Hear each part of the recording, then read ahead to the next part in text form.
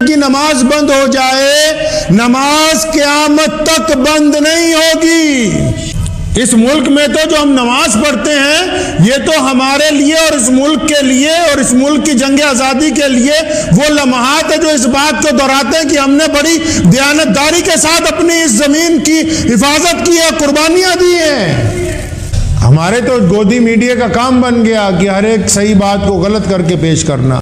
ہمیں بھی ساتھ میں تلقین مل رہی ہے کہ اگر اب بھی ہم 5 وقت کے نمازی نہیں بنیں گے پھر مساجد باقی کیسے رہیں گے۔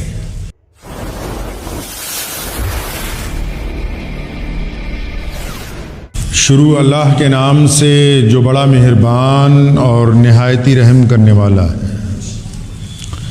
تمام حضرات درود شریف پڑھیں جی۔ اللہم صلی علی محمد وعلی آل محمد کما صلیت علی ابراہیم وعلی آل ابراہیم انک حمید مجید۔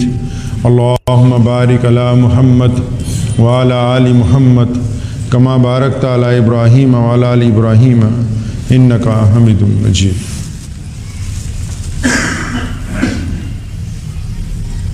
حالات کے قدموں پہ قلندر نہیں گرتا، حالات کے قدموں پہ قلندر نہیں گرتا، ٹوٹے بھی جو تارا تو زمین پر نہیں گرتا۔ حالات کے قدموں میں قلندر نہیں گرتا، ٹوٹے بھی جو تارا تو زمین پر نہیں گرتا۔ گرتے ہیں سمندر میں دریا تو بہت سے، لیکن کسی دریا میں سمندر نہیں گرتا۔ پیارے نبی حضرت محمد رسول اللہ صلی اللہ علیہ وسلم نے دنیا کو جو پیغام اسلام کی شکل میں دیا ہے وہ اتنا مثبت اور مستحکم دین ہے کہ اگر ہم اس کی تاریخ اٹھا کر دیکھیں اور موجودہ لحاظ میں بھی اگر ہم دیکھیں تو اللہ تبارک و تعالیٰ نے ہم کو دنیا کی تمام رنگ و نسلوں میں امتیازیت عطا فرمائی دین کی نسبت کے ساتھ۔ ہمارے بڑوں نے ایک بات ہمیں سمجھائی، بالخصوص میرے والد مرحوم حضرت مولانا حبیب الرحمن ثانی لدھیانوی رحمۃ اللہ علیہ فرمایا کرتے تھے کہ اگر کوئی بندہ جو دنیاوی طور پر بڑا طاقتور نظر آتا ہے، جو حکومت میں کسی اچھے عہدے پر ہے یا حکومت اس کی پشت پر ہے، اس کے باوجود وہ کسی کے خلاف بول رہا ہے، اس کے باوجود وہ کسی کے خلاف سازش کر رہا ہے، اس کا مطلب جن کے خلاف سازش کی جا رہی ہے، جن کے خلاف بولا جا رہا ہے، اللہ نے ان کا مقام اتنا بلند رکھا ہے کہ ان بولنے والوں کی آواز اس مقام تک پہنچ نہیں سکتی۔ کہ آؤ ایک دفعہ اسلام کی تاریخ پڑھو، محمد رسول اللہ صلی اللہ علیہ وسلم گھر سے نکلے، ابو جہل نے رسول اللہ صلی اللہ علیہ وسلم کے خلاف بولنا شروع کیا، رسول اللہ صلی اللہ علیہ وسلم چلتے رہے، ابو جہل پیچھے پیچھے بولتا رہا، حضور اکرم صلی اللہ علیہ وسلم کی پیش قدمی جاری رہی، ابو لہب بولتا رہا، حضور اکرم صلی اللہ علیہ وسلم کی پیش قدمی جاری رہی، امیہ بکواس کرتا رہا، حضور صلی اللہ علیہ وسلم کی پیش قدمی جاری رہی، ہندا اور اس کے جو ساتھ والے لوگ تھے انہوں نے جنگوں میں حضور صلی اللہ علیہ وسلم کے خلاف حملے کیے، حضور صلی اللہ علیہ وسلم کی پیش قدمی جاری رہی، اور اس کے باوجود کفار مکہ نے اکٹھے ہو کر تمام وسائل اکٹھے کیے کہ اس دین کو ختم کر لیا جائے۔ سونے رسول نے ان کے خلاف سازشیں نہیں کی۔ اسلام پیش قدمی کرتا ہے، اسلام سازشیں نہیں کرتا ہے۔ ہمارا دین پیش قدمی کا دین ہے، آگے بڑھنے کا دین ہے، لوگوں کے دلوں تک انصاف پہنچانے کا دین ہے، دکھے دلوں پر مرہم لگانے والا مذہب ہے۔ ہم سازشیں نہیں کرتے۔ سازشیں کرنے کی ضرورت انہیں پڑتی ہے جو کمزور ہوں، جو بزدل ہوں، جن کی خود کوئی کوالٹی نہ ہو۔ اور اللہ تعالیٰ نے تو حضور اکرم صلی اللہ علیہ وسلم کو فرمایا کہ ہم نے تو آپ کو خلق عظیم بنا کے بھیجا، کائنات میں سب سے اعلیٰ محمد رسول اللہ صلی اللہ علیہ وسلم کی ذات گرامی ہے۔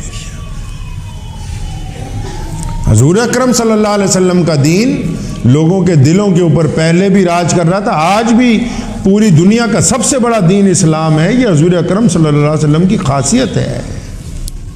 ہمیشہ یاد رکھیں کہ جب تک ہم دین پر ثابت قدم رہیں گے اللہ کی نصرت آئے گی، اللہ کی مدد آئے گی۔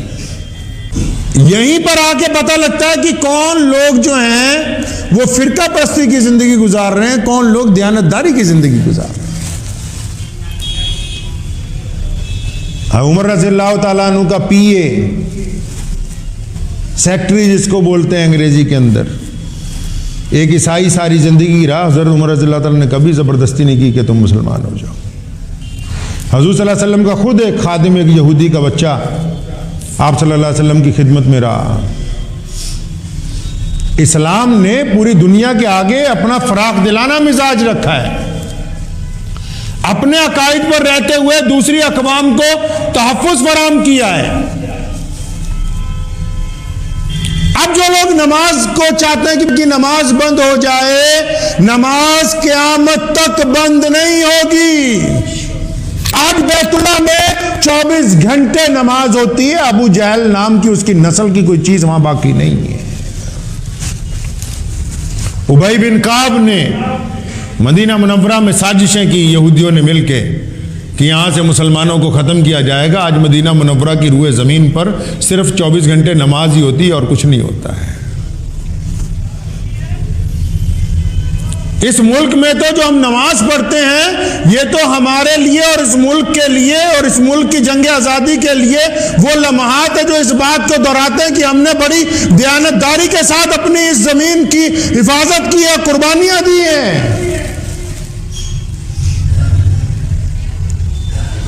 ہمارے تو گودی میڈیا کا کام بن گیا کہ ہر ایک صحیح بات کو غلط کر کے پیش کرنا۔ عبادت جو ہے اس کو روکا نہیں جا سکتا ہے۔ عبادت کو روکنے کی وہ لوگ بات کرتے ہیں جو خود عبادت گزار نہیں ہیں۔ ہمیں بھی ساتھ میں تلقین مل رہی ہے کہ اگر اب بھی ہم 5 وقت کے نمازی نہیں بنیں گے پھر مساجد باقی کیسے رہیں گے۔ اسلام کے ایک ایک گوشے کی حفاظت کرنا مسلمانوں کی ذمہ داری ہے، اور اس دین کو دوسروں کے سامنے پروجیکٹ کرنا اس لیے تاکہ ان تک یہ پیغام پہنچے کہ اللہ کے نبی صلی اللہ علیہ وسلم انسانوں کی بھلائی چاہتے ہیں، رسول اللہ صلی اللہ علیہ وسلم انسانوں میں برابری چاہتے ہیں، رسول اللہ صلی اللہ علیہ وسلم مظلوم کی مدد کرنا چاہتے ہیں، رسول اللہ صلی اللہ علیہ وسلم بھوکے کو کھانا کھلانا چاہتے ہیں، رسول اللہ صلی اللہ علیہ وسلم بیٹی کے سر پر دوپٹہ رکھنا چاہتے ہیں، رسول اللہ صلی اللہ علیہ وسلم دیانتداری، ایمانداری انسانوں کے اندر پانا چاہتے ہیں۔ اس کو پروجیکٹ کرنا مسلمانوں کی ذمہ داری ہے۔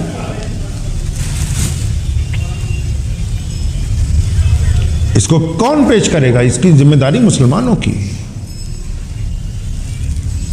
ہمیں اپنے وتیرے کو تبدیل کرنا ہو، پیارے نبی حضرت محمد رسول اللہ صلی اللہ علیہ وسلم کے طریقے پر چلنا ہو۔